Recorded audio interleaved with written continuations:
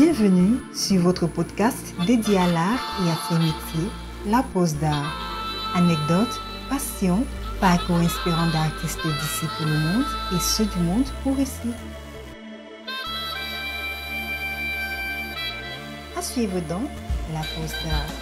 Pour lancer cette première édition, nous allons avoir une discussion avec trois éminences du monde artistique et pédagogique du continent.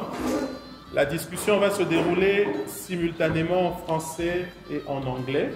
Nous avons tous un mélange de responsabilités artistiques et de responsabilités pédagogiques dans nos différentes pratiques. Donc c'est de ça qu'on va parler maintenant. Les trois intervenants, je ne sais pas s'il faut les présenter, mais je vais les relier à ce que je connais de leurs institutions. Et après, ils vont peut-être eux-mêmes présenter leurs différentes pratiques dans leur présentation. Donc, le grand frère Barthélémy TOGUO, avec qui on a passé une belle journée sur un banc à Casablanca, est donc un artiste contemporain, un des pionniers de l'art contemporain sur le continent. Il est camerounais d'origine. Il a exposé dans plusieurs pays du monde, mais il reste très lié, non pas seulement au Cameroun, mais à Bandjoun. C'est une cité que beaucoup d'entre nous ne connaissions pas avant que Barthélémy le fasse connaître. Et donc Bandjoun Station, c'est un lieu culturel que nous allons découvrir grâce à Barthélémy TOGUO. Donc, OYINDA Faithful GP Fakeye,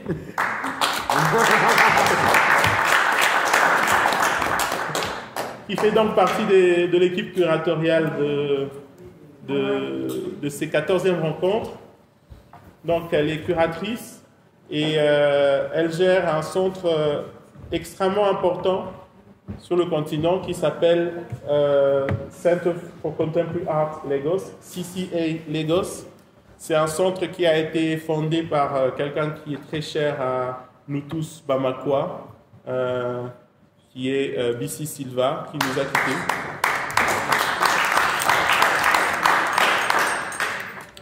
Et donc, OYINDA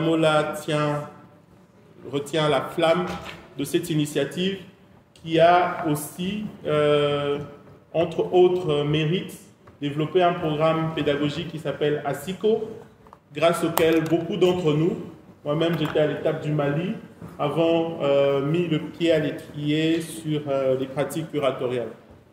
So OYINDA is heading the pioneering center, CCA Lagos, from our beloved BC Silva, who also curated Bamako Encounters. C'était la 40e édition, Hugo? La 10e. La 10e édition des rencontres de Bamako.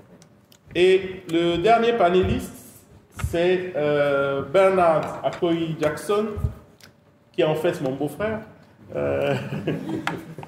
Bernard est artiste, comme vous l'avez vu hier, mais il est aussi enseignant à Kwame Nkrumah University of Science and Technology, à Kumasi au Ghana. Et Bernard a donc cette double pratique d'enseignant et de praticien de l'art. Et il fait aussi partie de plusieurs collectifs. Il y a un grand bouillonnement d'initiatives à l'intérieur de l'institution, à cheval entre l'institution et l'extérieur de l'institution. Et donc tous ces collectifs-là, j'ai parfois du mal à les suivre, mais je pense que Bernard va nous expliquer un peu comment ce bouillonnement autour de Kumasi sur la recherche et l'art et les pratiques artistiques et pédagogiques se passe au Ghana. Donc ce sont nos trois intervenants. So feel free to jump in the language you want. If it's a language no one knows, you will be in charge of the translation yourself. And we just help each other to understand everything. I will make sure that the main part of everyone's statement is properly translated in both French and English. Et merci à mon ami Camara qui me fait corriger le nom du conservatoire. Donc, on est bien ici au conservatoire Bala Faseke Kouyaté. Voilà. Alors,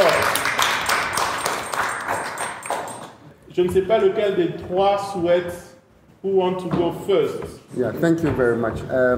First and foremost, thank you to the organizers of the biennale for first inviting me as a participating artist, but also to represent my institution, Kwame Nkrumah University of Science and Technology, and also the collective, the major or main collective that we belong to, called the Black Star Lines Collective, from the Kwame Nkrumah University of Science and Technology in the Department of Painting and Sculpture. We have just changed our name actually to the Department of Fine Art and Curatorial Practice. And this name change has been necessary because of the things that we do as a department. The department is within the College of Art and Built Environment, which is made up of the Faculty of Art, the Faculty of Architecture and Planning. And so we noticed across the years that our department, particularly the Department of Painting and Sculpture, has initiated, even though we don't call it decolonial project, it is a decolonial project. But we term it more like a project of expanded artistic practice.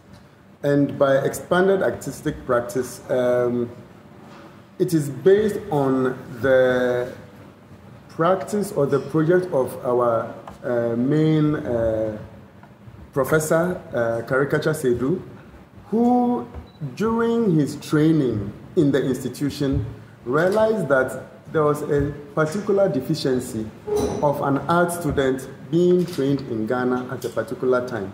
And so his PhD practice had him review or revise the painting program and realized that even though it was contemporaneous with a lot of teaching across the world, the particular angle that the British colonialists introduced formal art training presented the African student at a deliberate deficiency, not to be aware of certain things.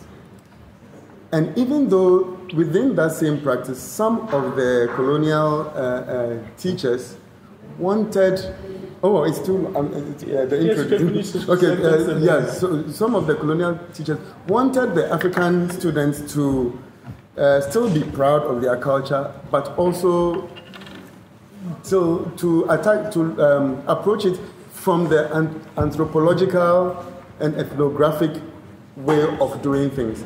And so that was the major deficiency, and this is what Caricature decided to challenge in his approach to teaching art. Maybe I'll stop there for now. And then excusez-moi, je vais traduire en résumant un peu, mais je crois que Bernard est là et donc on va continuer à discuter avec lui aussi. Donc il vient de Kwame Nkrumah University of Technology et à l'intérieur de cette université, il y a un collectif en particulier qui a émergé qui s'appelle le Black Star Lines. Et donc, il y a un département qui s'appelait jusque-là le département de peinture et sculpture. Mais ce département a évolué pour devenir Fine Art and Curatorial Practices. Donc, art plastique et pratique curatoriale. Et donc, ce département fait partie du Collège des Arts et bâtiments. Et dans ce collège, il y a les arts, il y a l'architecture, mais il y a aussi l'urbanisme. Et la particularité de cette école, c'est que même s'ils n'utilisent pas le mot décoloniser les pratiques pédagogiques, la réalité est en fait celle-là. Parce que même le terme qu'ils utilisent, c'est Expanded Artistic Practice, donc les pratiques artistiques étendues. Et donc cette extension des pratiques artistiques est une démarche qui a été mise en place par le professeur Karekacha Seydou, qui, pendant sa formation comme étudiant, s'est rendu compte qu'il y avait beaucoup de lacunes dans la formation d'un étudiant ghanéen. Et en fait, à première vue, on peut penser que c'est la même formation que toutes les écoles d'art donnent, mais en fait, ce que le colonialisme britannique a infusé dans la formation, c'est qu'il y a ce qu'il appelle des déficiences délibérées, que délibérément, les colons ont infusé une vision très ethnologique, très de leur propre culture et de leur propre société. Donc l'artiste regarde sa propre culture avec les yeux très ethnographiques. What then we decided to do was to was to challenge this idea that, of course, it is true that we must be aware of our ethnographic culture, but there's also more to it. And so what can we do if we expand the artistic practice? For example, if you are a painter, if you compare the Western education to what exists traditionally, then there's more that we can do. For example, there is painting on the walls in the northern part of Ghana. There is kente, which is a fabric, weaving. But there are also things like singing and dancing and movement, even in language. And even in contemporary experience, there's also writings on the cars. Yesterday, Akimbode was talking about how he likes to take photographs of signboards and text. Yes, there's text, there is oratory, and all these things can inspire the way a contemporary artist works. And so this is how, for our pedagogy, we teach in the classroom and all that, but we also deliberately ask students to go out. So there's this mantra we have, go to town. And go to town was in direct response to Kwame Nkrumah, the first president of Ghana, who commanded the academy. At that time, he was speaking at the formation of the Institute of African Studies in 1963. And he asked the gown, which was symbolic for the academy, to go to town. And so we literally took this charge and decided that students who are studying painting and sculpture must go and see what is happening in the city, in the villages, in the spaces where traditionally we would not see them as artists. Maybe somebody is selling akara, but the process, the attitude to even display, we can learn something from it. So this is what really is the backbone of the practice of Black Star Lines. Going to learn from the people whom we represent and from whom we are also coming, so that we are not strangers in our own locality. This is really the basic idea of Black Star Lines. Alors, l'idée n'est pas de repousser l'approche ethnographique et de la rejeter totalement, mais de considérer qu'elle ne comprend pas tout. On peut être bien plus que dans une simple approche ethnographique.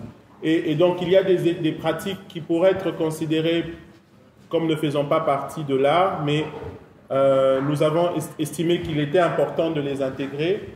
Par exemple, le kente, le tissage traditionnel du Ghana, la peinture murale qu'on retrouve au nord du Ghana, mais aussi des pratiques comme le chant, la danse, les graffitis sur les voitures.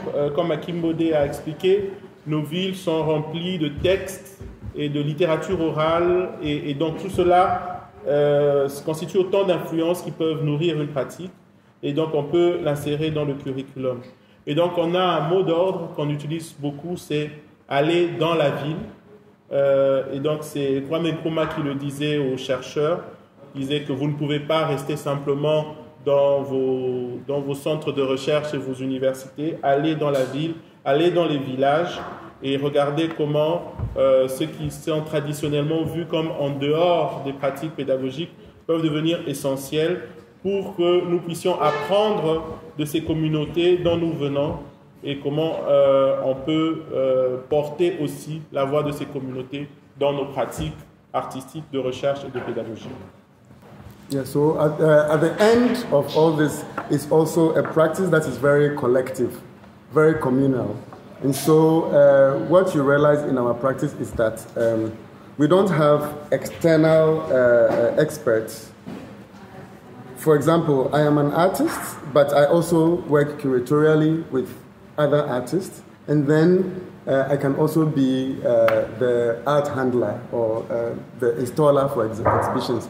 The same way another person will do that for you. And so in this way, even if there is no funding, even if there's no money, we depend on the strength of another person. And this way is very collective, and it is also what we learn from our traditional ways of doing things. There's something called nobwa in tree. It means weeding to help.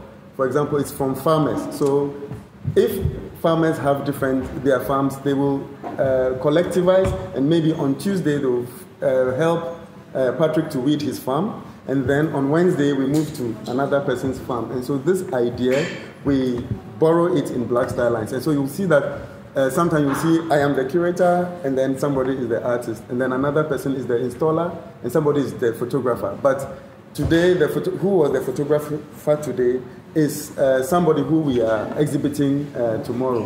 And so this way, we learn from our strengths, and then we also depend in building the community.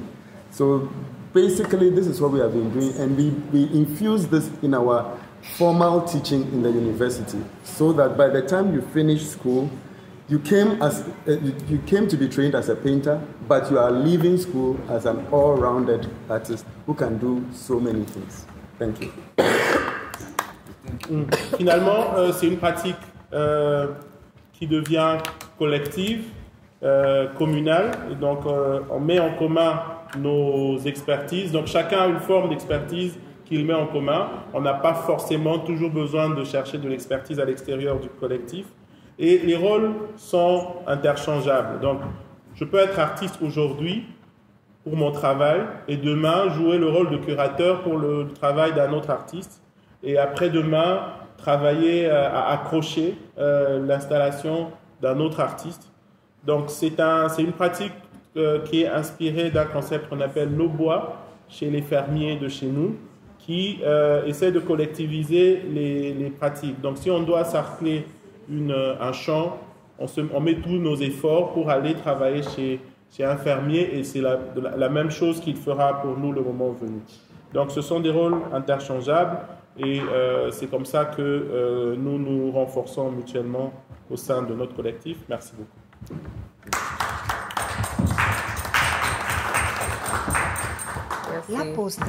Thank you so much. So I guess I'll introduce the Center for Contemporary Art. I'll try and speak up. So the Center for Contemporary Art was founded in 2007 by the late Bissy Silva, as was mentioned in the introduction. And Bissy had spent some time outside of Nigeria, and on returning to Nigeria in 1999, she had a conversation with an artist. And that conversation was around documenta. And she was talking to the artist very enthusiastically about this art event, and until the artist told her that he didn't know what she was talking about. And she thought to herself, this is like one of the most important art events in the world. How couldn't you know what I'm talking about? But then she came to realize that why should they know what she's talking about? This was an important event in Europe, not on the continent. And actually what was important was for him to have working knowledge of what was happening in his own environment and more broadly across the continent. And it made her think about knowledge centers and making sure that she wasn't only referencing knowledge centers in the global north. And so that would influence the way she developed the Center for Contemporary Art as a site that would be this knowledge center that was what she would call global. So we've built out a library with working knowledge on African arts, culture, festival, and it is a thematic library that artists can visit. Should I go on or? Non. Voilà, donc le CCA Lagos a été fondé en 2007 par BC Silva, comme on a dit tout à l'heure. Donc elle avait passé beaucoup de temps en dehors du Nigeria et elle est revenue en 1999. Et dans les 1999, excusez mon belgicisme, dans les discussions qu'elle a eues en ce moment-là avec des artistes de Lagos, elle a mentionné un moment documenta avec beaucoup d'enthousiasme et au moment où elle s'est rendue compte en fait que ses interlocuteurs ne savaient pas de quoi elle parlait. Et face à cette surprise que les artistes importants de Lagos n'aient aucune idée de ce qu'était la documenta, elle s'est rendue compte qu'en effet, ils avaient d'autres préoccupations, et que leurs efforts se focalisaient sur maîtriser les enjeux de leur scène locale.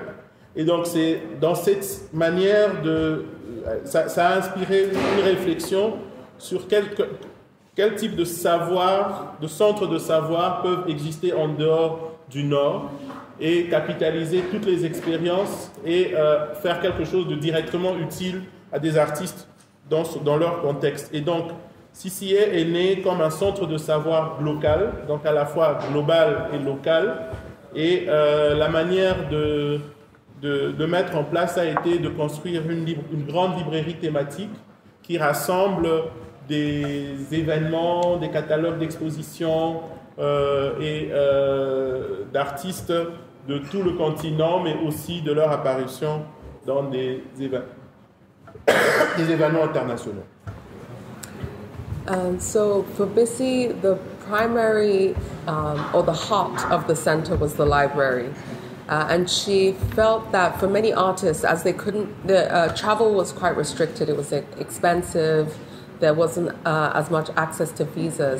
So what she had envisaged was a library that brought together all this information from exhibitions, biennials, festivals, that would allow for artists in Nigeria to research and to build out a working knowledge of what was happening within the arts. And that knowledge would influence their practice. And for her, she believed that those books would transport them to these different venues and spaces.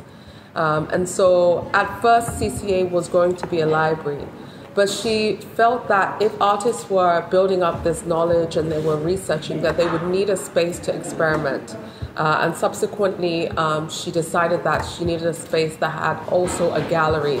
So CCA was birthed as a center with a library, a gallery space, within this a building that was located not far from two of the most important art schools in Nigeria, the Yaba College of Technology and the University of Arts, Lagos. Oui, et donc au cœur du centre d'art contemporain de Lagos, le CCA Lagos, était dans cette bibliothèque. C'est donc la bibliothèque qui a donné vie à ce centre. Et l'idée était de faire face aux difficultés de voyage, parce que les visas sont difficiles à obtenir, les coûts des voyages eux-mêmes sont assez prohibitifs. Et donc, rassembler une bibliothèque avec tous ces livres permet aux artistes d'obtenir des informations, mais aussi quasiment de les transporter dans ces endroits où ils ne peuvent pas aller à cause de ces restrictions de mobilité, et que ces rencontres via les livres seraient une manière d'influencer leurs pratiques. Et très vite, elle s'est rendue compte que c'est vrai qu'on influence les pratiques des artistes, mais les artistes ont aussi besoin d'expérimenter, d'un espace pour expérimenter leur travail. Et c'est en ce moment-là qu'en plus de la galerie, il y a eu l'idée d'ouvrir un espace d'exposition. Et donc maintenant, le lieu avait à la fois donc une galerie d'exposition et une bibliothèque. Et donc ça se trouvait tout près de deux écoles d'art. Yaba College of Technology. Donc le Yaba, l'Institut de technologie, and the University of Lagos. Et puis l'Université de Lagos qui a aussi une section d'art. And the location of CCA was very, very important. The fact that we were located next to these art schools was strategic in that we would be providing a supplementary educational service. Mm-hmm. Most of the arts at the time most of the education at the time was focused on the Beaux-Arts model, and she wanted to provide this opportunity for critical thinking, for social practice, for experimentation with a variety of mediums that were not being investigated within the formal education structures. And she wanted to provide that link between the world and Nigeria. And so as a site, we would often, actually annually, have international exhibitions. And our international exhibitions wouldn't necessarily be engaging with just diaspora. They would also be engaging with artists whose mediums we were, investigating, whether that be photography or installation, performance. And that allowed for artists to now be dialoguing on the continent with international artists. Et donc cette position à proximité des deux écoles était extrêmement importante parce que ça nous a permis de développer une forme de formation complémentaire à ce que eux avaient déjà mis en place. Et donc au-delà de ce que eux enseignaient déjà, c'était important que CCA Lagos développe d'autres éléments en rapport avec les pratiques socialement engagées, les expérimentations artistiques et comment est-ce qu'on pourrait aussi aller au-delà des médiums qui étaient assez courants en ce moment-là. Mais un autre volet, c'est de voir le lien entre le monde et le Nigeria. Et donc chaque année, il y avait l'idée d'organiser une exposition internationale. Et l'exposition internationale n'était pas simplement inviter des artistes de la diaspora nigériane ou africaine, mais c'était aussi de voir des artistes dans les médiums où les pratiques sont inspirantes et pas assez courantes dans le contexte. Et donc c'était donc l'idée de mettre en place des espaces de dialogue entre des artistes nigérians et des artistes internationaux. D'accord. So the last thing I'll mention is in 2010, what started as a workshop at the center on independence and the ambivalence of promise was a workshop for photographers from across Africa who gathered at the center to discuss independence movements and the role of photography. That workshop would morph into what would be our art school, a SICO art school, which is now a place-based roving arts workshop / residency program that takes place all across Africa. So each edition occurs in a different city within Africa. So far we have moved between Anglophone, Francophone and Lusophone countries, and that's part of our pedagogy, and now we're including Arabic. And it's important for us because it means that we are trying to dismantle these colonial limitations that have prevented us as artists, curators from working together on the continent. So whereas maybe Portuguese artists or curators were in dialogue with each other, Francophone, Bernard lives in Ghana, you would think that we're next door neighbors because Nigeria and Ghana are in this constant conversation and not talking to people from Togo or Benin. And so this is what ASICO is trying to break down, so that as artists, we're aware of each other's practice, 2, we're aware of the context that the works are being made in or exhibited, and 3, we're moving that the sites for learning, we're saying that they should take place. The important sites for knowledge dissemination is actually within our community. So it is a go-to-town method that Bernard spoke about. And so all of our participants have to be African.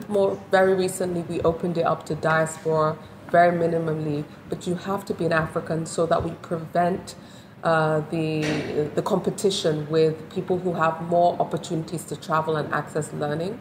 But our faculty come from everywhere in the world, so we have an international faculty.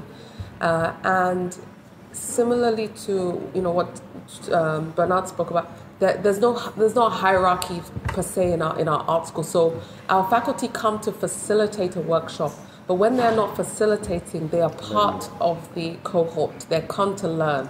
And so for many of our faculty, this is their first time in these different cities and nations. So they're coming with fresh eyes as well to learn. And the school is run in a way that we all tackle one theme together. It is not an individual practice. It is a collective learning. We're learning together as one. So it comes against that single artist, I have to succeed as an artist. This is my body of work. No, this is as a collective, as a cohort, we're moving together, we're gathering this learning, and then what have we taken away, and then what will we then disseminate within our networks.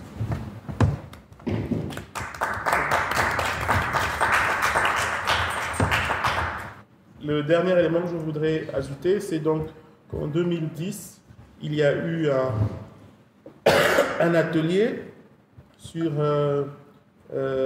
l'interdépendance et on independence and the ambivalence of promise. Et l'ambivalence des promesses. I want to learn more about that. Et donc c'était un atelier qui avait lieu là, donc autour de la thématique des indépendances et donc des ambivalences des promesses. Et les photographes qui étaient là ont tellement développé des idées que ces réflexions ont abouti à l'émergence du programme ASICO, qui est à la fois un atelier, un lieu de formation qui navigue, qui a eu lieu maintenant dans plusieurs villes africaines. Et nous avons eu la chance de le faire tourner à la fois dans les pays anglophones, lusophones, francophones, et maintenant on s'ouvre aussi sur les pays arabophones. Et donc c'est une manière de contourner les limites des frontières coloniales, parce que par exemple, depuis le Ghana, on a une conversation assez développée avec le Ghana, Nigeria et Ghana, comme deux pays anglophones, mais des pays qui sont entre nous, comme le Togo ou le Bénin, qui sont francophones, restent parfois à la marge de ces conversations à cause des questions linguistiques. Et donc, comment est-ce qu'on peut être conscient des pratiques qu'il y a dans nos pays respectifs et comment est-ce qu'on peut aussi aller au-delà des lieux formels d'enseignement? Comment est-ce qu'on peut ramener ces partages de savoir à l'intérieur de nos communautés respectives? Et donc là, ça rejoint aussi ce mot d'ordre de aller dans la ville dont a parlé Bernard. Et donc, l'atelier est ouvert à des commissaires et artistes africains.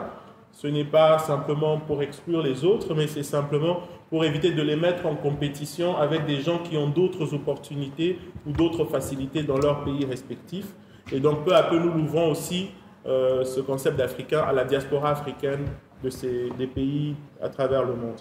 Et donc, on a toujours un groupe de facilitateurs internationaux qui ne sont pas là pour imposer leur savoir, mais aussi ouvrir un espace non hiérarchique de partage de connaissances.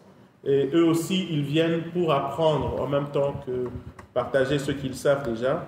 Et donc, on devient une seule équipe apprenante, un seul groupe d'apprenants, un grand groupe d'apprenants, et aussi éviter d'être dans cette logique très individualiste de l'artiste qui a envie de faire son chemin tout seul et parfois contre les autres.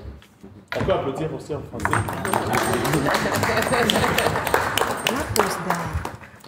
Alors, grand frère Barthélémy. Je vais vous dire que le projet que j'ai monté au Cameroun est un projet, je dirais, personnel malheureusement. Pourquoi personnel? Parce que en tant qu'Africain, j'ai très vite compris, tu peux aller au fur et à mesure.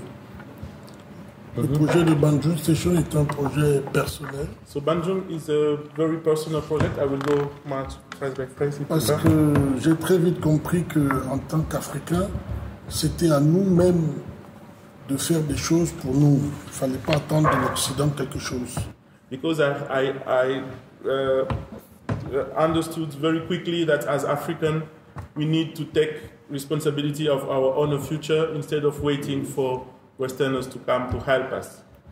Malheureusement, j'ai passé 10 années dans les écoles des Beaux-Arts, 4 années à Abidjan, 4 années au sud de la France, 2 années à l'Académie des Beaux-Arts de Düsseldorf, ça faisait 10 ans. Et j'ai dit, il faut que je retourne en Afrique, redonner ces 10 années à l'Afrique. So myself, I spent 10 years of my life in art school, 4 years in Cameroon, Ivory Coast. In Ivory Coast, in Abidjan, 4 years in the south of France, and 2 years in Germany. So it was 10 years that I consider that I owe them to Cameroon and Africans I've left there.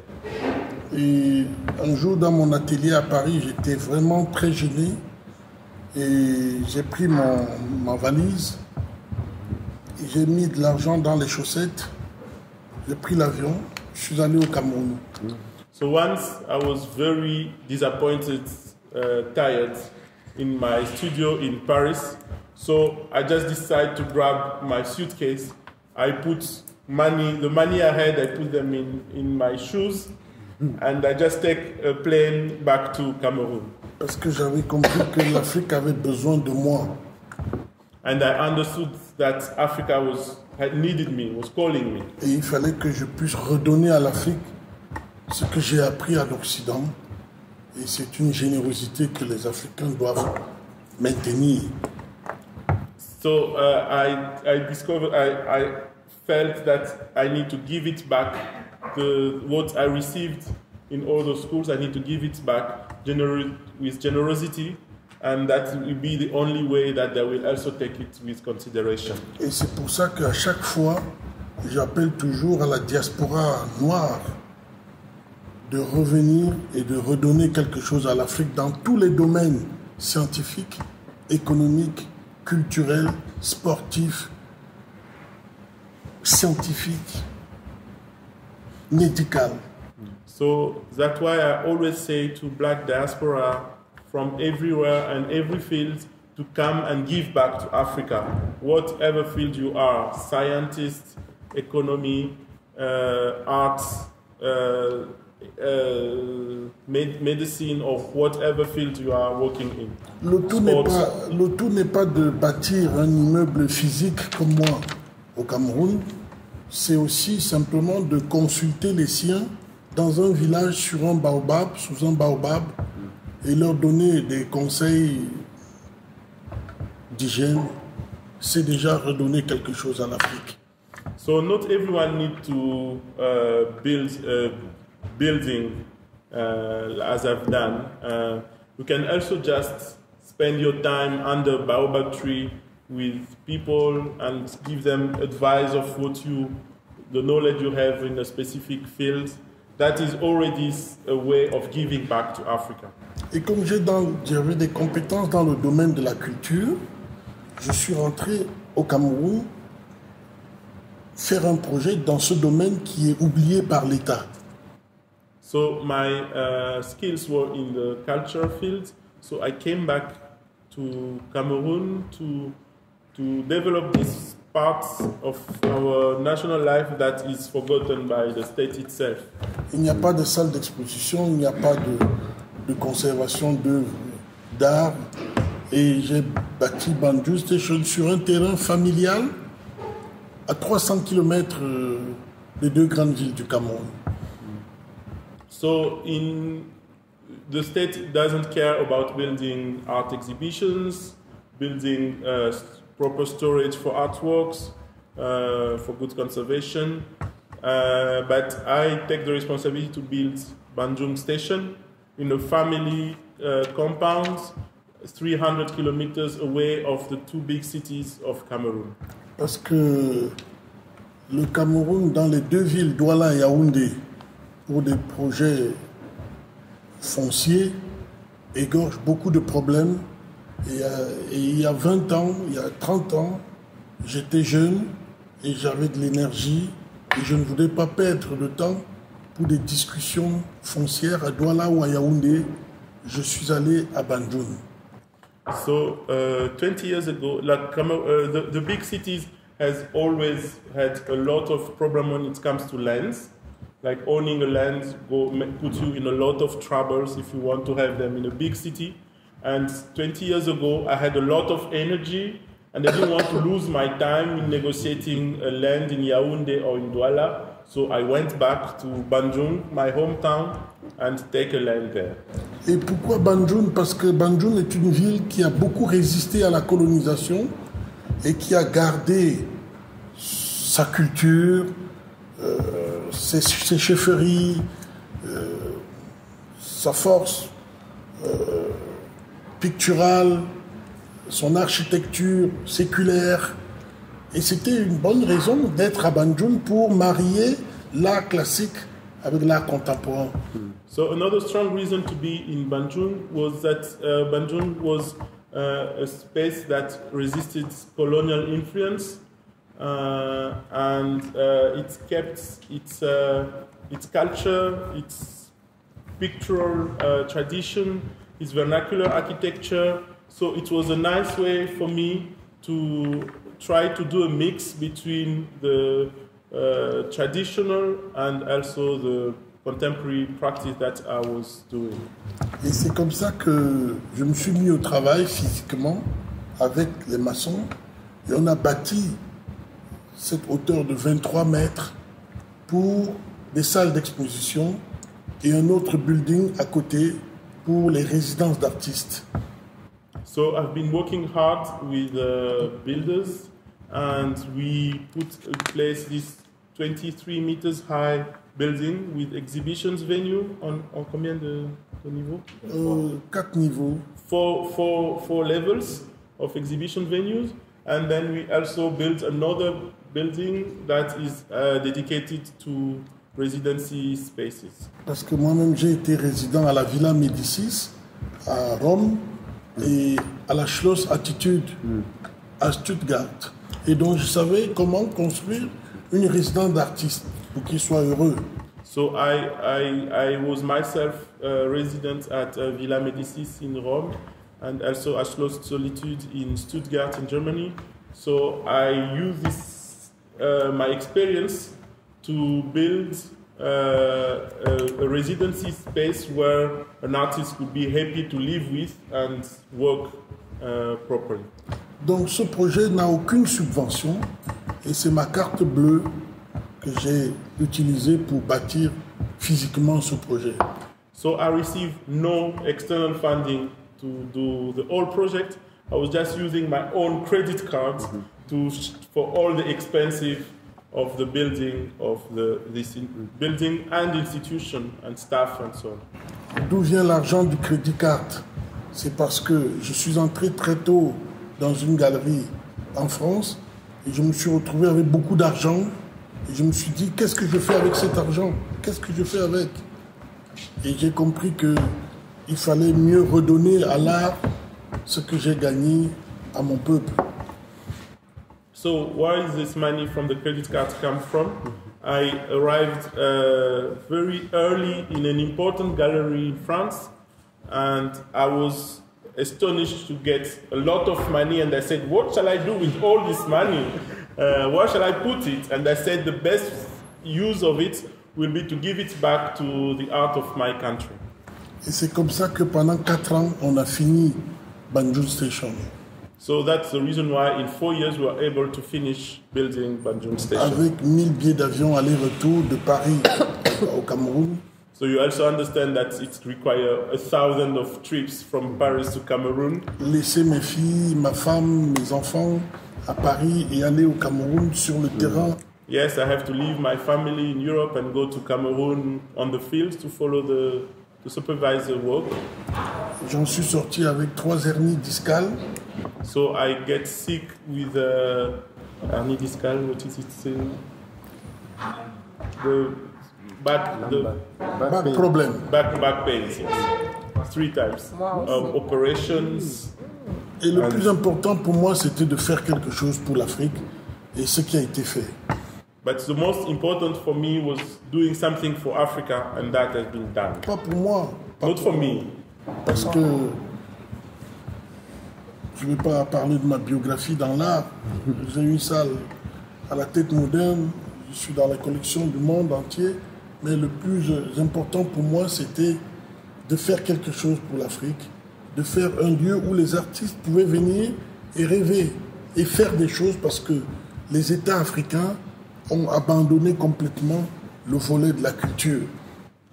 So this was not for me as a person. I had nothing to prove, and it's not a place to do my artistic biography. I have my own room permanently at Tête Moderne. I've been in many important museum collection. So the most important was to give something to Africans, a space where young people can come and dream and develop their career from. Et j'avais déjà reconnu cela à Gilbert et Georges, qui sont des artistes anglais qui avaient toujours prôné que les artistes doivent être the giving person. So I also recognize that from Gilbert and George to a British duo who say that artists should be giving persons. D'avoir une générosité de donner. Generosity, giving. Il faut dire que très jeune, quand j'avais commencé à faire des biennales, quand je rencontrais et découvrais les travaux des jeunes artistes que j'aimais bien, je faisais des échanges. So when I was young and I was discovering biennials and major exhibitions, when I saw an artist that I really liked, I was doing exchange.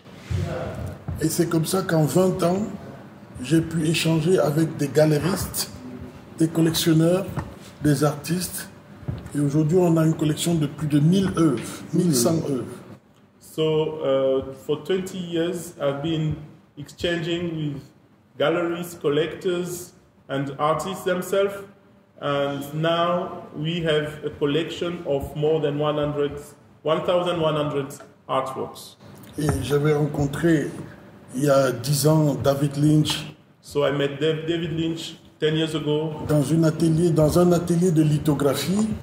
In a lithography workshop. Je lui ai dit que j'allais au Cameroun pour des vacances, pour travailler. And I told him I'm going to Cameroon to work for holidays. Barthélémy, qu'est-ce que tu fais en Afrique? And he asked me, what are you doing in Africa? Je lui ai montré les photos de Bandjoun Station. So I showed him the pictures of Bandjoun Station. Il a dit, je vous donne 30 lithographies signées.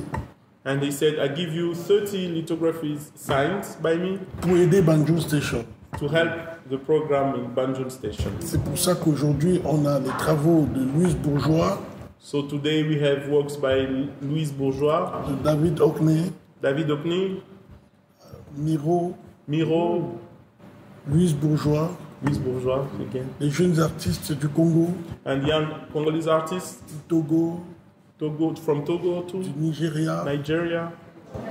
Parce que j'avais remarqué que le travail de Chéri Samba, il n'y avait plus aucun travail de Chéri Samba sur le Congo, et que tous ces travaux se trouvaient à l'extérieur du Congo. Et il fallait que je puisse très tôt faire des échanges avec des artistes du continent africain, mais avec des artistes aussi occidentaux, pour avoir une collection permanente à Bandjoun Station. So I also discovered that, for instance, an artist like Chéri Samba from Congo has more and more all his work are leaving Congo. So next time there will be no artworks from him in Africa.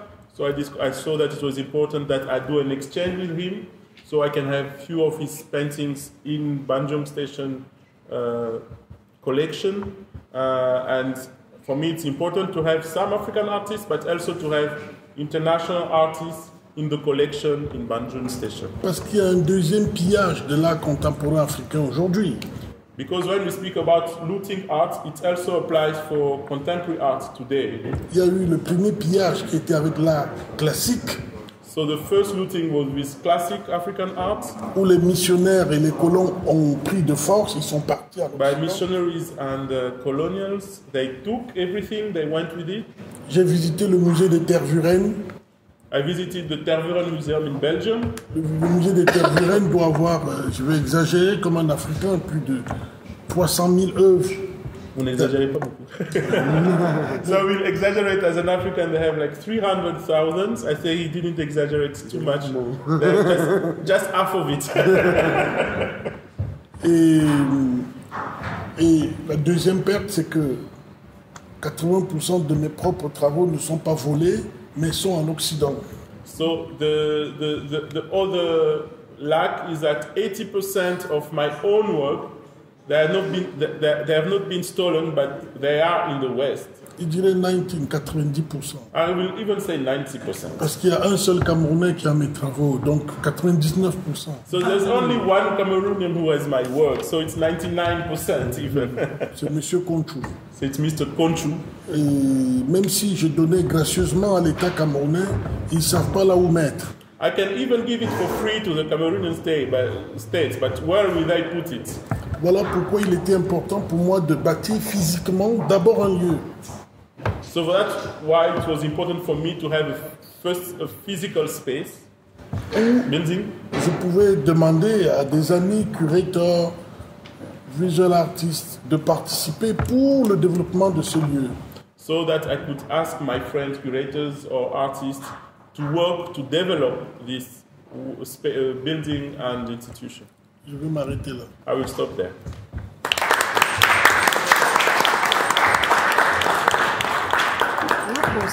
Thank you very much for this inspiring testimony and for the inspiring testimonies as well with the other. Merci beaucoup pour ces témoignages inspirants.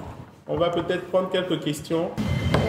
J'allais demander, vous avez parlé de votre expérience pendant 10 ans et vous avez dit que vous avez senti ce besoin de rentrer en Afrique pour donner ce que vous avez pu expérimenter pendant ces 10 ans.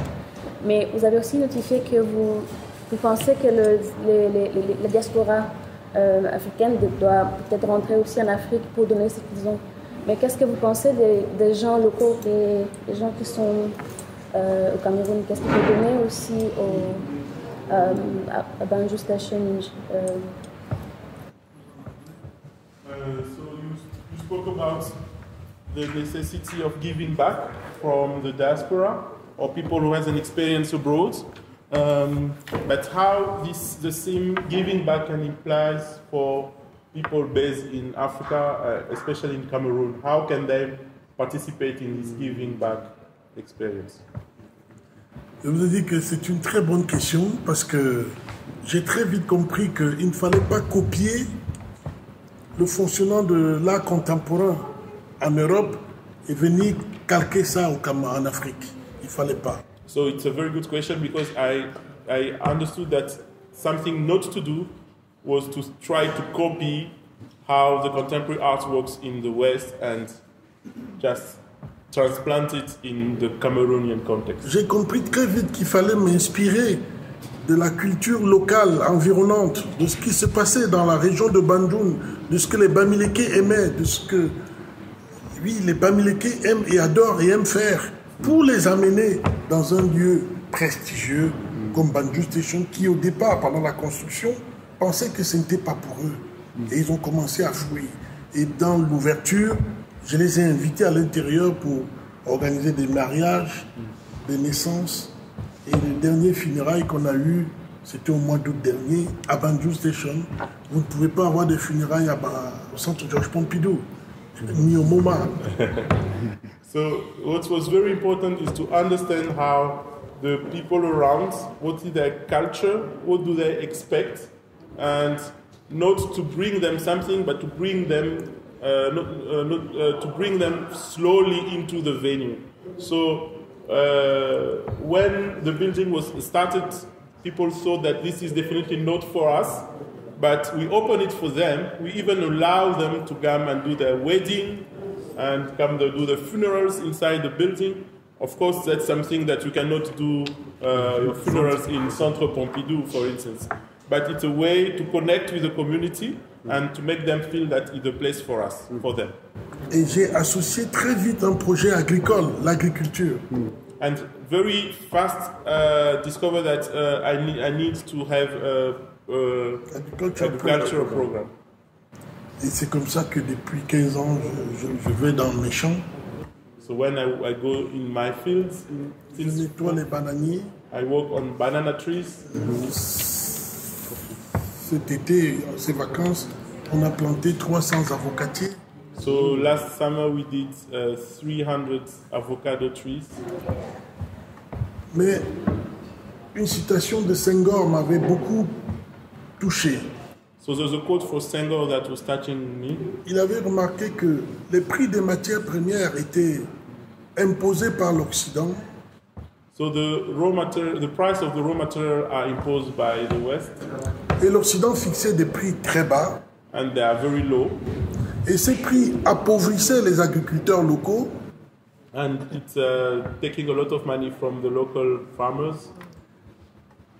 Et ils n'étaient plus contents de continuer à faire cette agriculture qui n'était pas la leur. So they are not happy to continue doing this agriculture that is not them.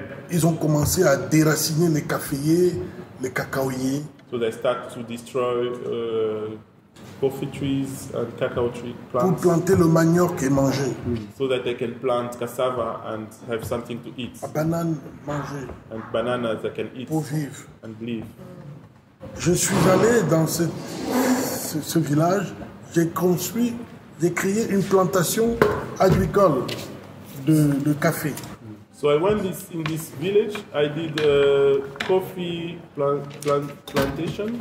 On a planté et pendant 4 ans, on a récolté. Et quand on a récolté, and during 4 years we were harvesting. Et on a décortiqué. And opening it. Et on a séché, drying it. On a écrasé, brûlé, empaqueté dans un emballage fabriqué par nous-mêmes. And we put them in our own package. Dans un papier recyclé. In a recycled paper. Dans des conditions internationales. In international conditions. Avec un ventilateur de respiration. With all the ventilation required. Et j'ai invité des artistes consciencieux. And I invited aware artists. De mettre une gravure, une œuvre sur le paquet d'emballage. So the artist was invited to do a gravure, print in each package. Papers, artwork. Yes, paper artwork. On the emballage, package. Et nous, on a décidé de fixer le prix de ce café nous-mêmes. And we decided we will fix the price of this coffee pack ourselves. On est encore très gentils. So we are still very kind. So it's now only. C'est à 20 euros, c'est très très moins cher. It's only 20 euros. It's really nothing. Yeah. Mais le paquet, le café emballé par l'Occident est à 2 ou 3 euros le petit emballage. So the small package is 2 or 3 euros in Europe. L'idée dans ce concept, c'est que c'est nous qui fixons le prix. We are the one who puts the price of our product. Et d'une manière plus générale, c'est une manière de dire aux Africains, c'est à eux de fixer les prix de leurs matières premières. So it also symbolizes how we can say to the Africans, you are the one to fix the price of your own product. Donc voilà comment on a essayé d'amener la population à Bandjoun Station, qui est un lieu très prestigieux, de par la baie vitrée, de par les carreaux luxueux. Il fallait essayer d'aller vers la communauté locale. So these are the strategies we have for the local community to bring people in Bandjoun Station, which is very luxurious space shiny with glasses, but it's a way to bring them into the... Et on a créé un festival Gold Star. And we have a festival named Gold Star. Pour amener les jeunes slammeurs et rappeurs inside Bandjoun Station. So that brings slam poets and hip-hop singers into Bandjoun Station. Donc il y avait toute une pensée. So there's a thought. Comment faire pour amener la population local people inside Bandjoun Station. Et population locale à l'intérieur de Bandjoun Station. Voilà.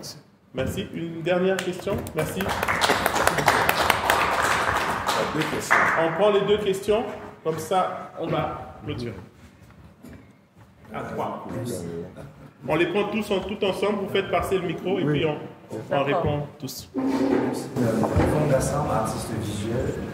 Juste pour compléter déjà le propos de Barthélémy TOGUO, je voudrais aussi signifier que c'est peut-être le premier lieu, si ce n'est le seul au Cameroun, à produire à chaque exposition un catalogue. Ça, c'est quelque chose qui, pour nous, compte énormément, parce qu'on fait des expositions et après, voilà, dès que c'est décroché, il n'y a que le catalogue qui est la seule archive qui reste. Donc ça, c'est quelque chose de remarquable qui est fait par Bandjoun Station. Et donc, moi-même, j'ai bénéficié lors de ma toute première résidence à Bandjoun et moi. Ok, pour revenir donc à mes questions, j'en ai une pour le docteur Bernard qui a parlé de le processus de décolonisation. Je voudrais savoir comment aujourd'hui cette décolonisation est présente et effective chez les artistes de son pays en ce qui concerne la représentation, comment ils arrivent à sortir justement de la représentation coloniale. Parce que tout ce qu'il a dit par rapport à la recommandation de Kwame Nkrumah d'aller dans les quartiers, etc. Mais je me dis, ok, on va souvent dans les quartiers aussi avec le process qui nous a été imposé par le colon. Comment nous sortons de là en termes de représentation? Donc c'est l'explication pour le docteur. Est-ce que tu veux la traduire? Oui, traduire en anglais. J'ai une question. I will just do my personal testimony about Bandjoun Station because it's one of the few, maybe the only space in Cameroon where every exhibition is accompanied by a catalog.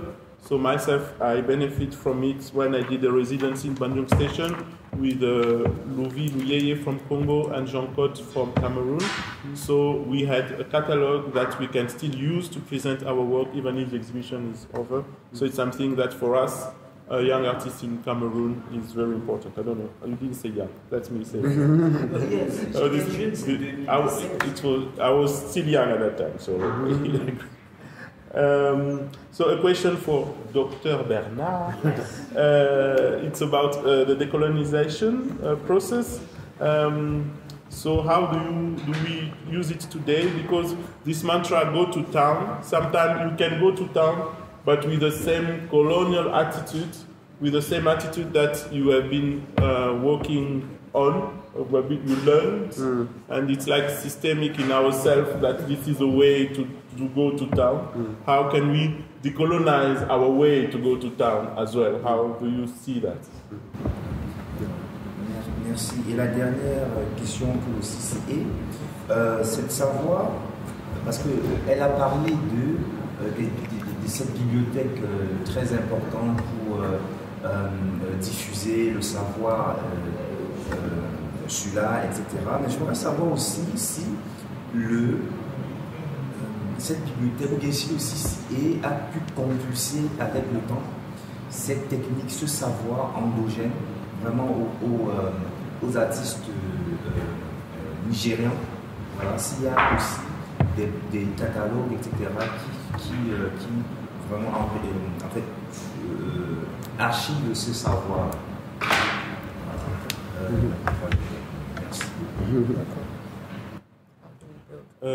Yes, so beyond the library associate, how do we build the endogenous knowledge of artists? how do you have a strategy to get it inside your library as well, in one way or the other? Une toute dernière, adressée vraiment aux 3 espaces. Une toute dernière, c'est sur la question de la circulation des artistes. C'est-à-dire, ça c'est quelque chose, parce que moi j'ai remarqué, à l'exception de quelques espaces sur le continent, surtout en Afrique francophone, on circule peu. C'est-à-dire les espaces des fois collaborent très peu entre eux et font circuler les artistes. Est-ce qu'il y a une réflexion qui est menée à ce niveau-là dans les différents espaces? Merci. Et pardon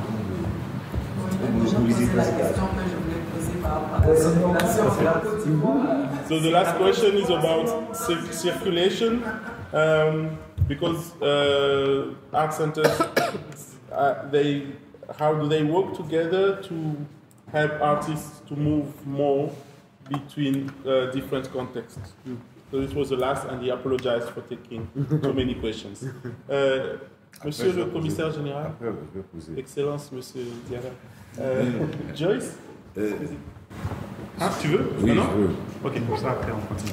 Non, moi ma question c'était par rapport simplement, quand on parlait de la bibliothèque de CCA Lagos, je voudrais que OYINDA explique comment elle a fait pour reconstruire l'espace et comment ils vont bientôt l'ouvrir. Qu'est-ce qui est en train de se passer et comment les gens qui sont ici peuvent contribuer à la future ouverture de CCA Lagos. So as we were speaking about the library, and we know that the CCA Lagos is under renovation and they have a new building. So I want to know how this new building is going and how people here around the table can contribute to this new project.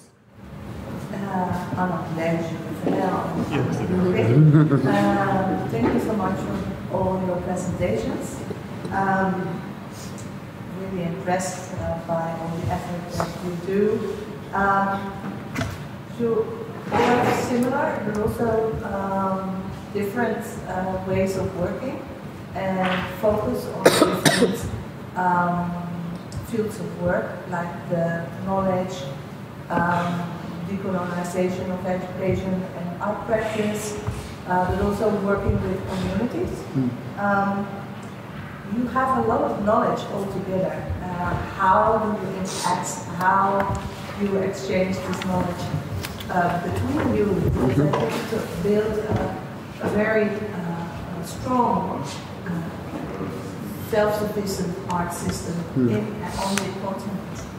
Maybe you could collaborate together and see what goes from that and exchange knowledge on how you individually work in your own localities and realities. Donc, il y a beaucoup de savoir que vous avez accumulé dans vos expériences que vous avez présentées, à la fois sur la question de décoloniser les pratiques, mais aussi sur l'ouverture sur les communautés et sur bien d'autres sujets. Donc la question c'est de savoir comment vous pouvez interagir entre vous pour se renforcer mutuellement et apprendre des expériences des uns des autres. Donc la deuxième qui me revient, ça me rebondit un peu par rapport à l'année, en ce qui concerne son lieu d'exposition, son espace d'art. C'est une question qui me titille un peu, c'est un sentiment personnel. Est-ce que je devrais allier art et d'autres activités? Est-ce que là... Is there any threats of using the space, an art space, for non-art processes like weddings and funerals? Because we see as artists like it's a sacred space, an art space is a sacred space, and we can be jealous associating our sacred space with other practices that are not arts related. Even it's a holy place. It's a holy space. Yes. Like a church. Like a church, yes. If you have taken note, I will take the last one. Yeah. Or Yeah. It's okay? Yeah. Thank you. Because I didn't take notes myself. Alors moi j'ai deux questions qui me passent dans la tête. C'est que comment pour le Ghana et le Nigeria, que les institutions publiques, je veux dire le gouvernement, prennent cette nouvelle forme de démarche par rapport à ça et ce qui vous accompagne.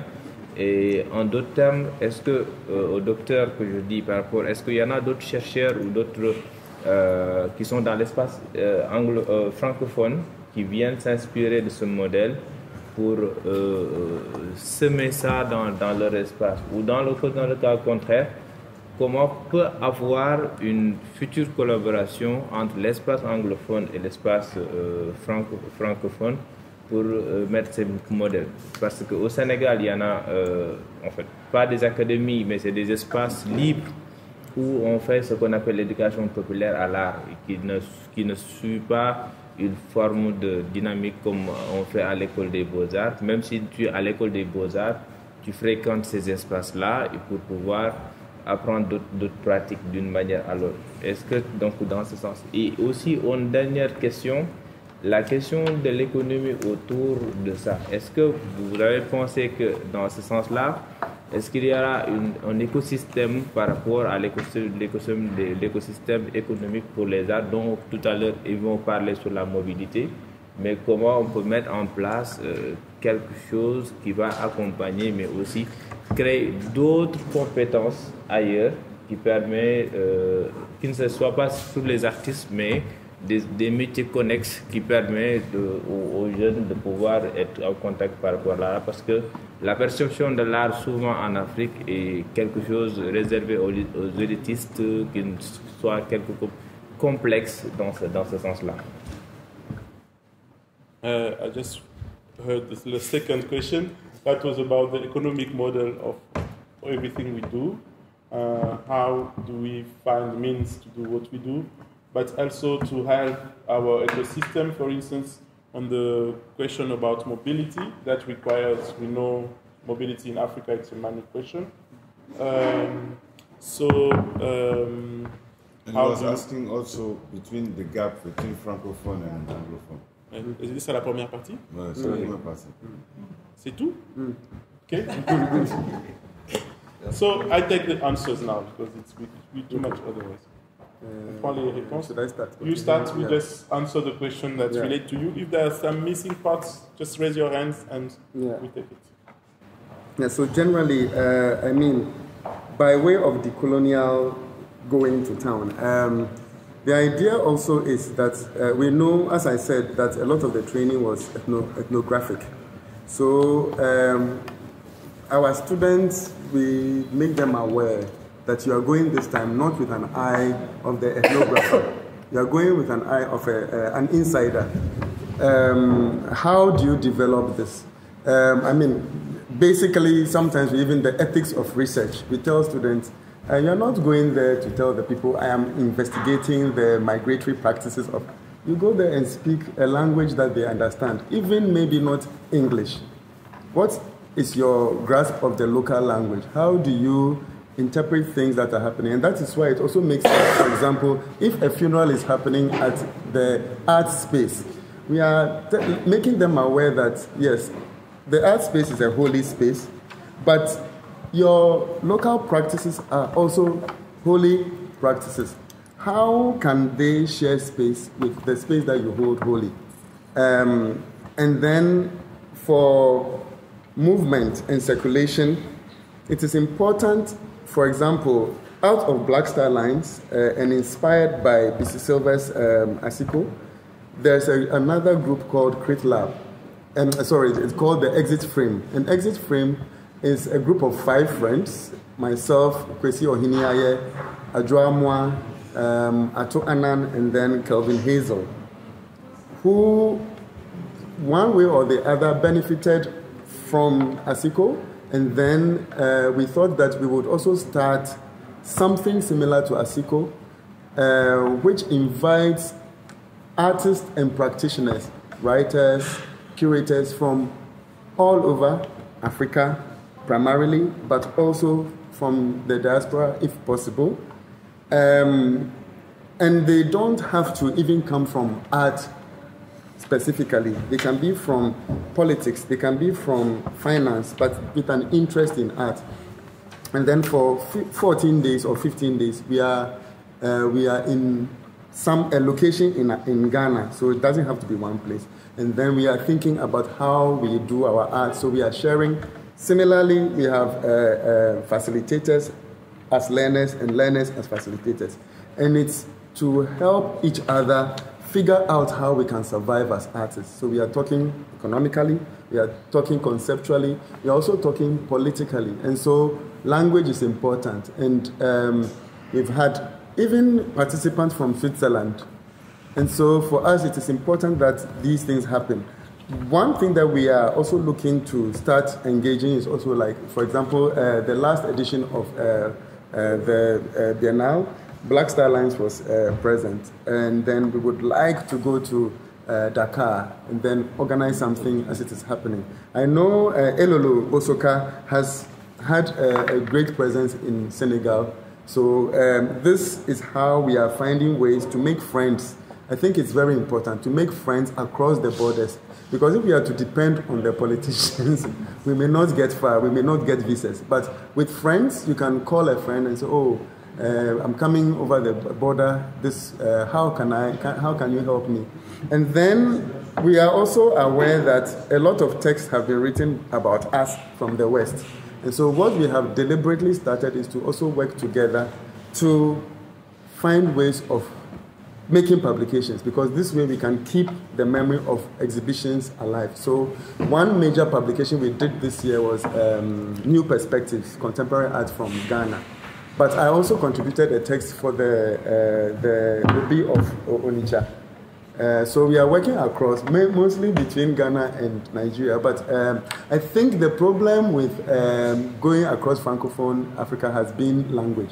But I was just sharing with somebody that if we threw away the colonial language, we'll see that across the border from Cote d'Ivoire and Ghana, they can speak in Zima or Baule. So can we make this stronger? Can we speak Moshi from between Ghana and Burkina Faso? Can we speak Ewe across? So we can use those languages within also our publications. So I have 2 publications that came out this year. And that's one way we are preserving what we are doing, but it's also possible to share it across. So these are some of the things for movement. Yes, and then, so the exchange is very important. I think, this is one of the publications that came out this year. And we print this, the other one was printed in Eastern Europe, but this one was printed in Ghana by a Ghanaian printer. So it is also possible that we can do world-class material. So this is how we are encouraging students also to think decolonially and think that they can do it themselves.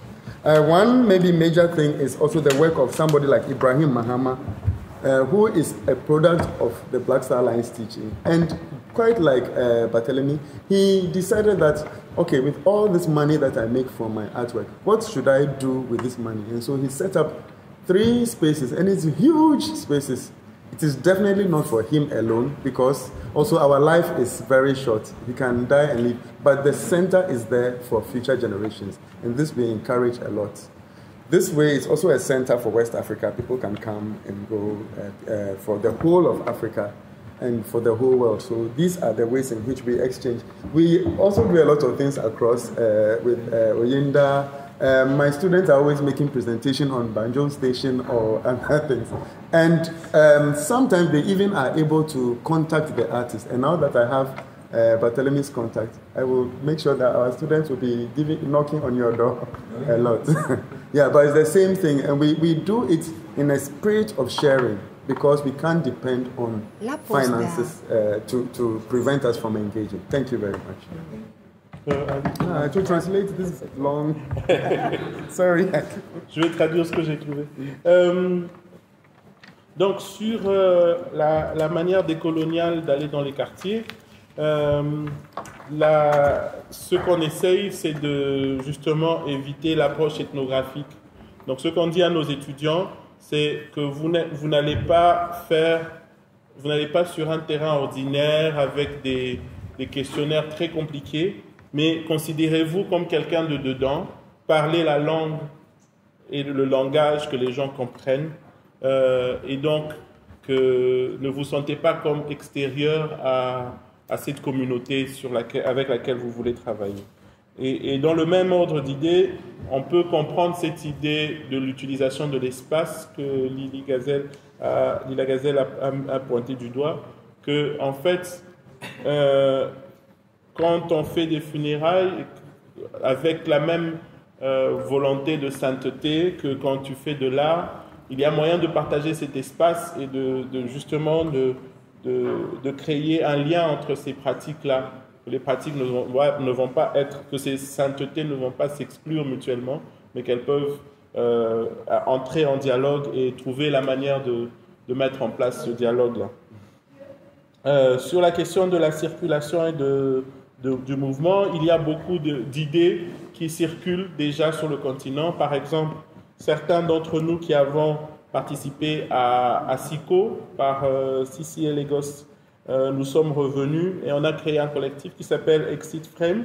Donc il y a des gens comme Kwasi qui étaient dans l'équipe de Bonaventure ici, Atto, Calvin et d'autres, et lui-même.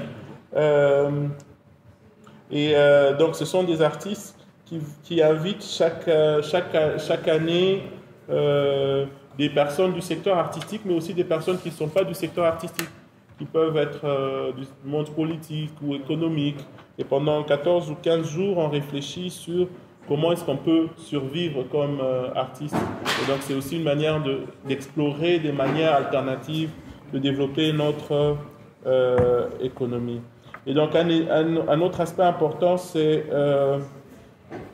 comment nous essayons de créer des amitiés à l'extérieur des frontières, à l'extérieur de nos contextes, parce que ce sont ces amitiés-là qui vont nous permettre de contourner les difficultés financières et les difficultés qu'on peut avoir à faire, parce qu'on ne peut pas simplement compter sur des subventions externes pour pouvoir développer des liens entre nous. Par exemple, beaucoup de nos étudiants, chaque fois qu'ils font une présentation, il y en a toujours quelques-uns qui présentent sur Bandjoun Station. Mais maintenant que j'ai le contact de Barthélémy, je peux leur dire, parler avec lui et donc écouter aussi sa perspective directement. Et donc, chaque relation que l'on noue, c'est une forme d'enrichissement que l'on apporte là-dedans.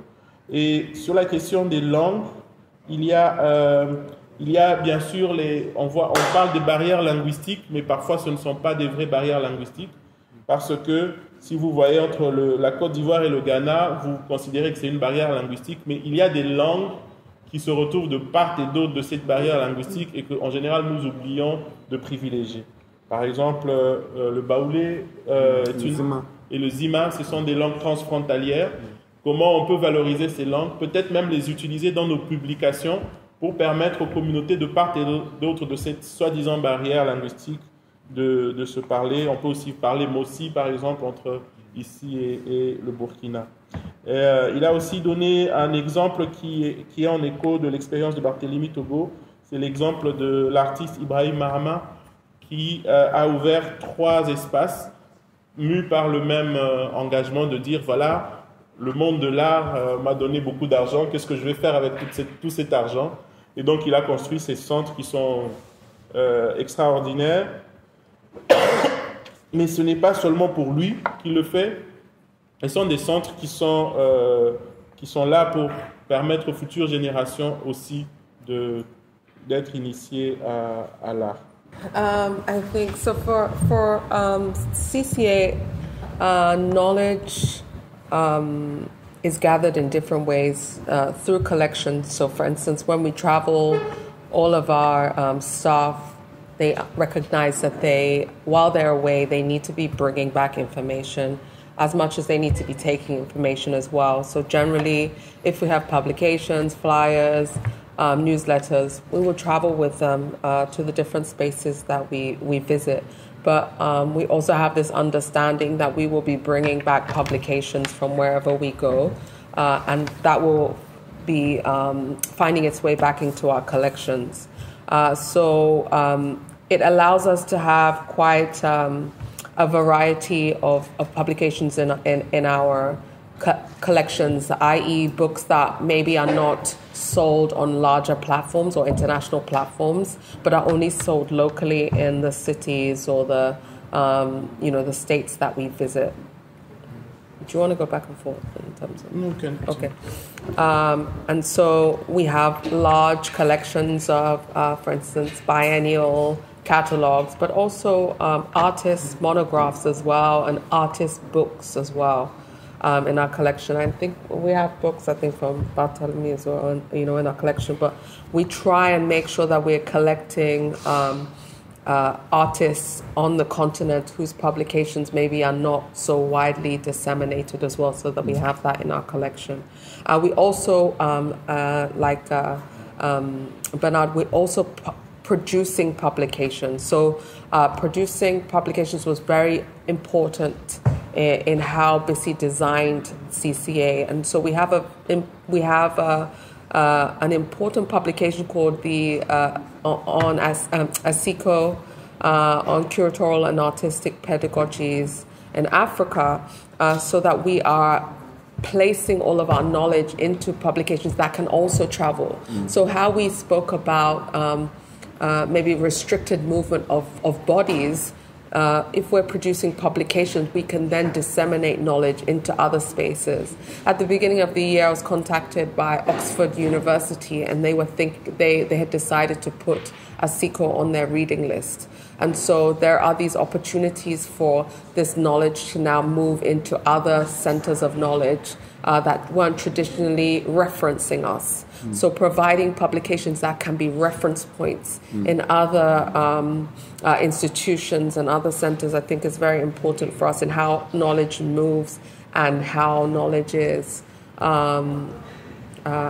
in making sure that all various knowledge forms are being elevated as well, and one type is not being made to be more prestigious than the other. We're not-for-profit, so we do buy some publications, but most of our collection is donated. So there's an opportunity for artists we meet to donate from their own catalogs, so that they know that their artistic practice is in a reference library.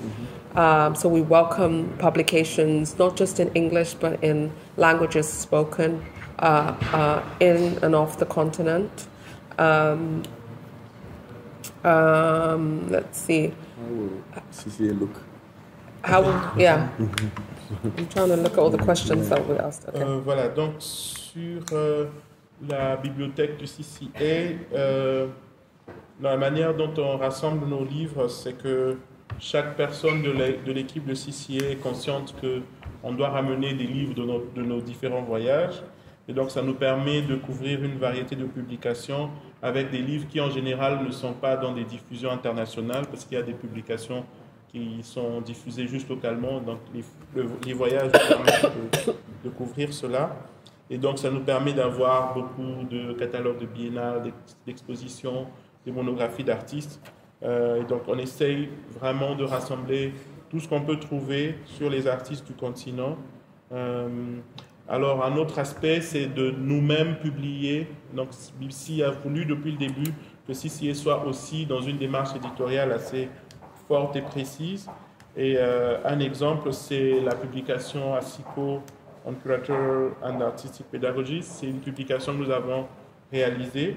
Et en ce moment, l'Université d'Oxford, par exemple, souhaite la mettre sur la liste des lectures souhaitées. Et donc, ça va permettre aussi que cela rentre dans des références académiques. Et donc, pour nous, c'est important que différents types de savoirs puissent rentrer en dialogue sans forcément qu'il y ait une hiérarchie entre un savoir dit supérieur parce qu'il a été produit dans certains contextes et des savoirs qui vont être considérés comme inférieurs. C'est vraiment de mettre les savoirs ensemble au même pied d'égalité. Alors, nous sommes aussi une institution sans but lucratif et donc nous ne faisons pas beaucoup d'argent et nous recevons beaucoup de dons. Donc, la plupart des livres sont des dons, mais certains, nous sommes obligés de les acheter donc, pour compléter notre bibliothèque avec les livres les plus importants. On a des livres en anglais, mais ce n'est pas forcément une idée. On accepte des livres d'autres langues également. Et you wanted to say something about the venue? Yes, and I'll also speak about working exchange and how we work between Anglophone and Francophone. So of course, ASICO is the first thing that comes to mind in terms of working across the languages. That has allowed us to move between the different, colonial language structures. So we've worked in Senegal, Mozambique, Ghana, Ethiopia, Cape Verde, of course Nigeria to host our art school. And now, as I mentioned, we'll be going to, I don't know if I mentioned it, actually to Egypt, Cairo. And so we encourage the artists to, from all of these nations to come together. And I think it was interesting was earlier this year when we invited Igor to speak at our panel in Venice was to talk about language and the role that language plays in our art school. So informal communication is always happening within our art school. So I think even here in this, our collective of artists that we're moving together, we're moving together quite a lot as one body. So even that's with the bus, and people are kind of, there's a mixture of Anglo, Franco, lingua that's happening, and that relationships are forming. And I think once relationships form, it allows for, even when there's a language barrier, for people to still kind of want to work together. When we first started CCA, actually all of our publications would be in English and French. And although we've kind of moved away from that a bit, I am in the process of planning to translate ASICO into French, because I think it's an important publication, and French is at least the first place I see us translating the language. And then our next country that we should be moving into is a Francophone country for our art school as well. So there's that opportunity there. But so far, we've only taught the school in English. So we're actually now in conversation about what it looks like for us to actually now teach in French, which will remove, say, me, for instance, as director, as a knowledge head, because I'm not the head. We have no hierarchy, but I will place the most important mantle, I guess, into somebody else's hands who is fluent in French in order to deliver that. And I think that's a different way of seeing it, because ASICO has always been led by the curator, led by Bissy first, and then inviting others. So this will be a different way of working in terms of us placing it in the hands of someone who's prime or first language or who's fluent in French. And then lastly is around, I'm trying to take question, oh no, okay, is I think, and I quote, a good friend, Dr. Odun Orimolade, and she says that art does not collapse into the other disciplines. Other disciplines collapse into art. Art is the most important discipline on the planet.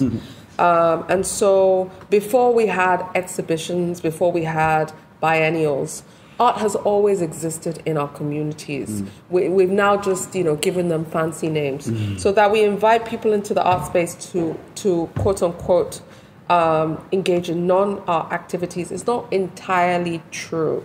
Most of the activities that they're engaging with have an artistic or creative quality to them. It's whether or not we are able to identify them and then recognize that once they enter into our space, we will look at them from an artistic lens. So what is a funeral from an artistic lens? What is a birthday celebration from an artistic lens?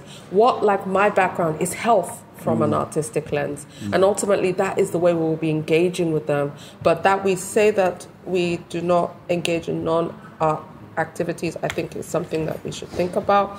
In terms of economic systems, I believe that it is important for us to empower our arts ecosystem with an understanding and working knowledge of economy. I love what Barthélémy spoke about in terms of the coffee, and that we are now in positions to determine our price.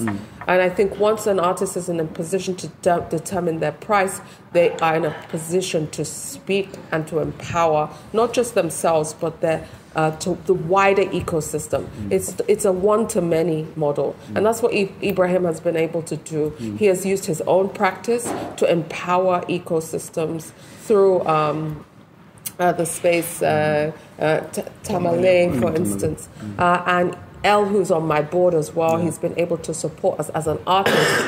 His practice is more than himself. The economy that he draws in, the money that he's able to bring in, is more than enough to sustain himself. And as an artist, when you're only bringing enough money to sustain yourself, you're not in a position to influence. You're not in a position to have an impact. And ultimately, as an artist, it is not about a struggling artist. It's not about your next meal. It should be about running over. And that's where we want to be, in a position to run over with our arts, our practice, the works of our hands.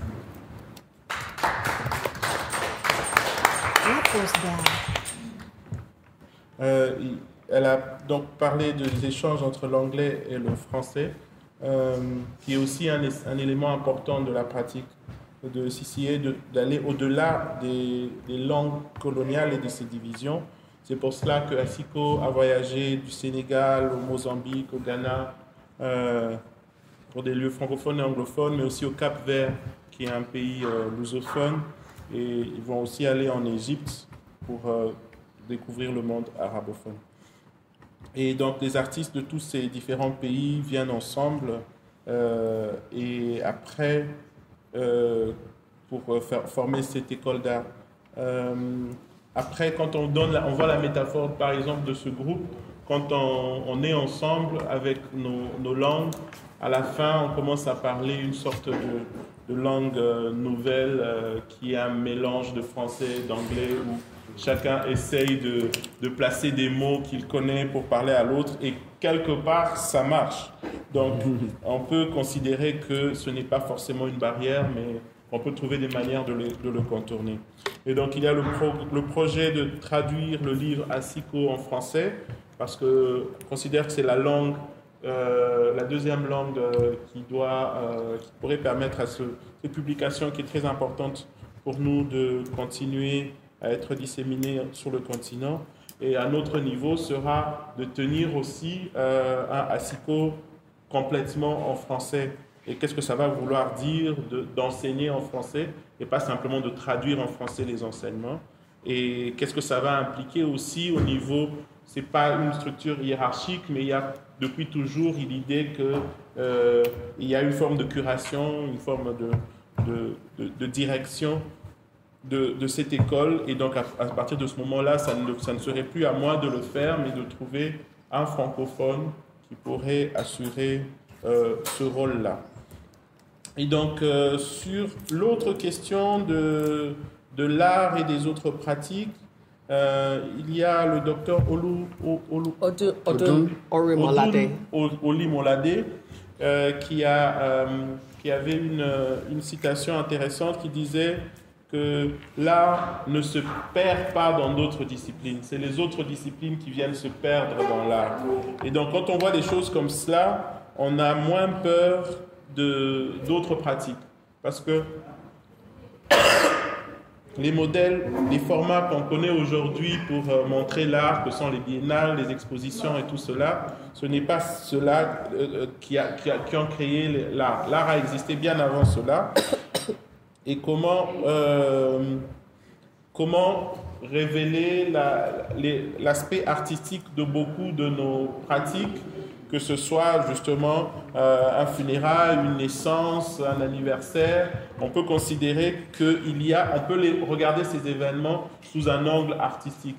Et à partir de ce moment-là, ça devient donc un élément important pour l'art. Sur la question économique, comment renforcer le pouvoir de notre écosystème artistique, comment aussi donner un pouvoir économique à nos pratiques. Par exemple, l'exemple du café est très éloquent pour traduire la volonté de déterminer son prix.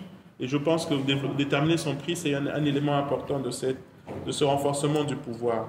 Et donc, ce qu'a fait Barthélémy, ce qu'ont fait Ibrahim Mahama à Tamale notamment, et un membre du conseil, the board member, El Anatsui, l'artiste nigérian qui est dans le conseil d'administration de CCA. Artiste Ghanéen. But he lived in Nigeria for 50 years. Il est du Ghana, sorry. Donc, El Anatsui. Et ce sont donc des artistes qui, quand ils se sont rendus compte qu'ils n'avaient plus à se préoccuper du prochain repas, ont commencé à réfléchir à la prochaine génération. Et donc, c'est une attitude qui peut caractériser aussi une volonté d'embarquer les gens dans cette forme d'indépendance et d'empouvoirment économique et des savoirs. Bon, mes deux collègues très intelligents ont déjà répondu à cette question d'une manière très explicite et brave. So my two panelists are very intelligent and they gave very interesting answers to all the questions. Et vraiment, j'avais compris très vite qu'il fallait éviter de copier ce que j'avais eu à apprendre en Occident, de transporter cela comme ça, comme dans une boîte, venir placer dans mon village. Imaginez le nom de vos villages. Imaginez une seule seconde. Tu es de quel village? Tu es de quel village? Imaginez donc votre village, Mogolo, Bouna, Tibou. Vous transportez quelque chose, vous venez placer dans votre village. Et là, dans votre village, vous faites quelque chose que vous appelez art contemporain. Qu'est-ce que la population aux alentours de ce lieu va vivre, va comprendre? Rien. Alors il fallait éviter. C'est ça le problème de l'art contemporain en France. Quand je vois le domaine de Carguenac, qu'on a transporté un centre d'art contemporain à Carguenac, qui n'a pas fonctionné. Et comment l'art contemporain, même à Paris, est quelque chose pour certaines personnes qui ont des œillères, le milieu de l'art contemporain, et que les autres milieux ne comprennent pas ce que c'est. Ils sont mis en apartheid. Et donc il fallait éviter de venir transporter quelque chose en Europe et venir faire la même chose à Bandjoun au Cameroun. Et donc, quand Bandjoun Station a été construit, il fallait maintenant inviter les gens de Bandjoun à s'accaparer du lieu. C'est-à-dire que les Bandjounais, ils aiment quoi? Ils adorent les funérailles. Ça fait partie de leur vie. Vous ne pouvez pas leur enlever cela. Ils aiment les mariages. Et donc, vous pouvez sacrifier un jour pour un funérail, mais demain, il y a l'art contemporain, sauvage, à outrance que vous faites. Mais vous participez aussi à ce que les gens font de ce lieu. Oui, merci. So I've understood very fast from the beginning that what not to do will be to transplant, like in a small box, contemporary arts museum model and put it in my village. Imagine how many villages we have here. Those from Cameroon, they have the names of the village. Imagine if we bring a contemporary arts straight to them, and people will not really see that as something that it's owned by them. And it's not just an African problem. Even in France, we have the same problem, creating contemporary arts like the domaine de Carguenac. in a rural area where people didn't find interested to buy the center. Even in Paris itself, you see that there's a small walls, few people who only see what is in front of them, and they create like an apartheid with the non-contemporary arts people. So it's very important to understand in Bandjoun what the Bandjoun people like, and Bandjoun people like funerals. You cannot change that from them. They like doing important wedding.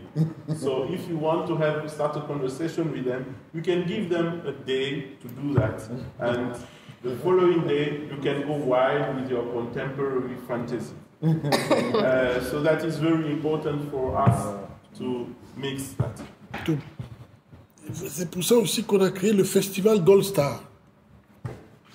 That's also the reason we start the festival Gold Star. Pour amener les jeunes dans ce lieu. So that we can open the place for the youth. Parce que Bandjoun Station est vraiment...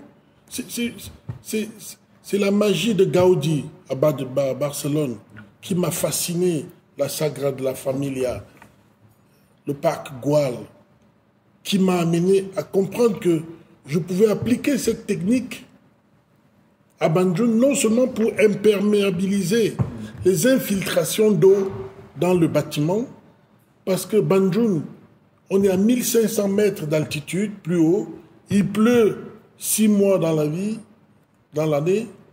il y a beaucoup de pluie, et il faut donc utiliser cette technique de Gaudi au Cameroun pour imperméabiliser les infiltrations de l'eau pour sauver les œuvres sur papier qu'on a. Et donc, c'est d'abord... influenced by the technique of Gaudi in Barcelona to help me because we are in a very wet region. We are 1,500 kilometers altitude, and there's a lot of water infiltrating. So that technique was important for me for the conservation of the artworks in the building construction. Et la baie vitrée, Bandjoun Station est presque le seul immeuble dans tout Bandjoun, 130 000 habitants, avec une façade en baie vitrée depuis 20 ans. C'est Bandjoun Station. So our facade is in glass, and in Bandjoun, which is 130,000 inhabitants, we are the only building since 20 years with a facade in glasses. Et autour de Bandjoun, il y a les cases. And around Bandjoun, you have thatch poor people, small houses, des petites cases avec les pailles. Et donc, ils voient Bandjoun Station, ils disent, oh, it's not my place here, it's not going to be my place here. Ils ont commencé à... Et comment il fallait faire pour les transporter dedans? Il fallait organiser des mariages. Ils aiment les mariages 1 fois par semaine. L'autre semaine, on organise un funérail. Après 6 mois ou après 1 an, un autre funérail, pas chaque jour. Mais il fallait s'accaparer et partager, sharing, partager des choses avec la communauté. Et on est en zone rurale. So you see this huge building which is surrounded by poor people in small houses.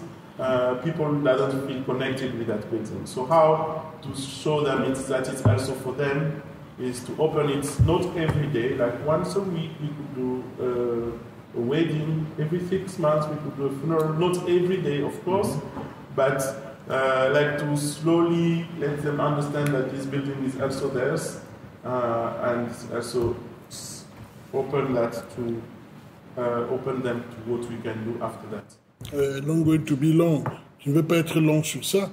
Mais ta deuxième question, c'était comment échanger avec les autres centres d'art, c'est ça? J'ai beaucoup du mal avec les African leaders, avec le fonctionnement du système des politiques africaines. Et moi, je veux aller très vite dans ma vie parce que je pense qu'on ne vit pas longtemps. Et il faut faire des choses. Et cette année, je suis en train de faire le bilan du nombre d'artistes que moi tout seul, encore avec ma carte bleue, parce que je gagne beaucoup d'argent avec mon travail, beaucoup. Et je me suis dit, je ne vais pas souffrir avec des gens qui ne vont pas comprendre l'intérêt des projets que nous menons à inviter des artistes quand je peux. Cette année, je dois être au moins à 13 artistes du continent africain et je n'ai pas beaucoup cherché à collaborer avec des centres d'art comme moi, parce que ils ont les mêmes problèmes financiers. Et par contre, si un centre d'art peut payer le flight ticket de 2 artistes qui viennent à Bandjoun Station et Bandjoun Station paye 2 tickets aussi, que ces 2 aillent de l'autre côté, on est preneur. Mais seul Bandjoun Station qui doit prendre des finances pour un projet, c'est très difficile.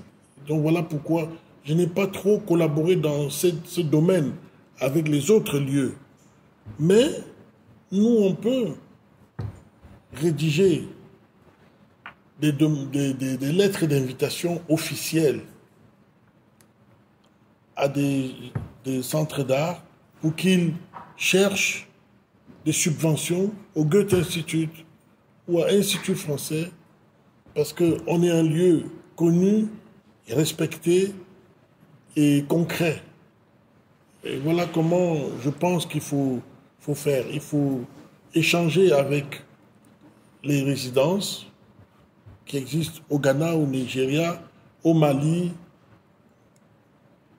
et rédiger des lettres pour que les gens cherchent des subventions, parce que trouver des financements en Afrique, c'est très difficile. Voilà pourquoi je suis dans un perpétuel sacrifice personnel de retrocéder tout ce que j'ai gagné comme argent dans l'art. Je redonne à l'art, mais je ne peux pas tout faire comme projet dans l'art tout seul. So, to speak about the economy and the exchange, of course, as I said, I've earned a lot of money in the arts, and I've been like doing a kind of evaluation how far I can go with helping artists to start their career. And this year I discovered that there's 13 artists that I helped to start career. And as an art center myself, I didn't really work hard on establishing collaborations, but I think it's a good idea if an art center, a sister organization can help to buy, for instance, 2 tickets to bring 2 residents in my Bandjoun, and I do the same for Bandjoun artists to go to the sister organization. That is something that would be nice. And we can help each other writing official invitation letters and using our common good reputations to Goethe Institute and other funders. So I think it's interesting to develop these exchange residencies between all those interesting countries like Mali, Nigeria, Ghana, and so on. But my approach is like based on my personal efforts and personal sacrifices to give back what I've learned, what I've received, and to not keep it for myself. La pause d'art. Thank you very much. Merci, merci.